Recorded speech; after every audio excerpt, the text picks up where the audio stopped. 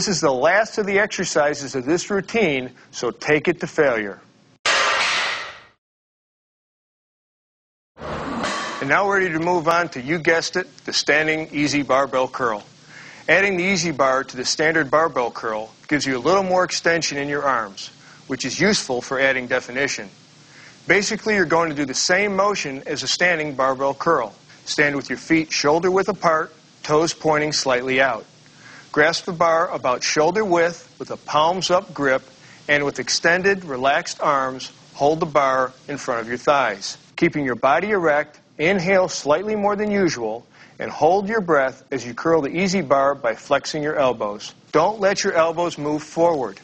That reduces the tension in your biceps as well as the effectiveness of the curl. Keeping your hands in line with your forearms, curl up at a moderate speed.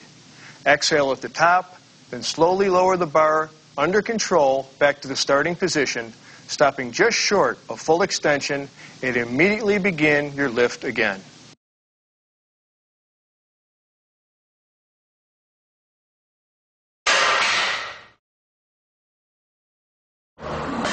By sitting, the dumbbell curl eliminates the urge to throw your hips into the lift so that you can get more concentration on the biceps and other forearm muscles.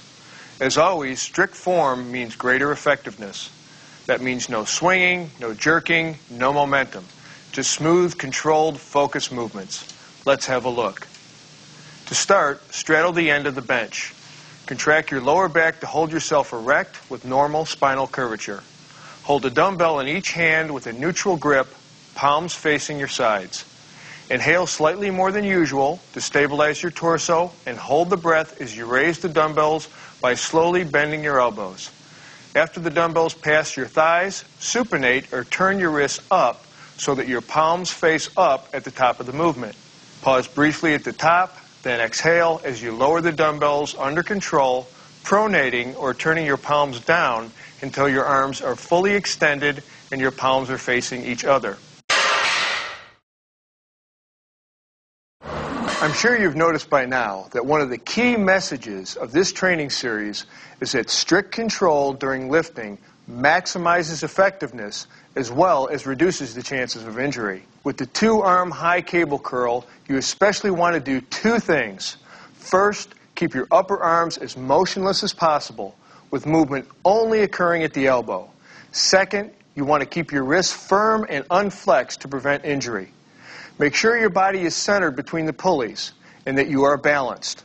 If you can, adjust the pulley height so the handles start at about 12 to 15 inches above shoulder level. Now grasp the handles with a palms-up grip and stand or sit midway between the stacks.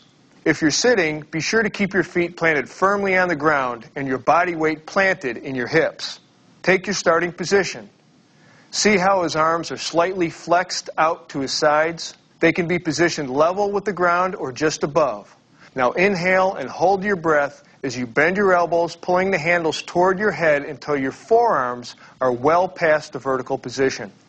Pull as tight as you can, then hold and squeeze for 2 seconds. Then exhale and return with strict control back to the start position. Pause momentarily here, keeping the muscle tense, then repeat for reps.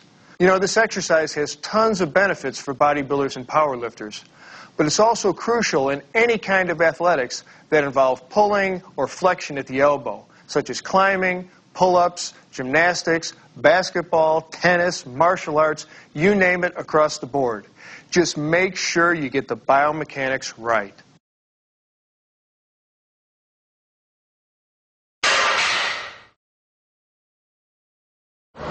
You can really make your biceps scream with one-arm dumbbell preacher curls, but you can also curl both arms simultaneously to save time.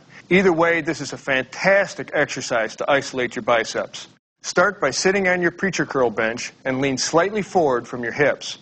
Place your arms over the arm support pad and grasp 1 or 2 dumbbells with a palms-up grip, keeping your wrists straight in line with your arm. Remember, you want maximum extension in your arms, but you don't want to hyperextend. So keep your elbows just slightly bent and the weight under slow control when you reach the bottom of the movement. To begin, inhale slightly more than usual and hold your breath as you smoothly curl the dumbbells as high as possible without ever losing arm contact with the support pad. As you reach the top of your lift, exhale and hold the peak contraction and really squeeze for a second before lowering the dumbbells under control. As you reach the bottom, pause briefly without letting the tension off your biceps or allowing your elbows to hyperextend, and then start the next rep.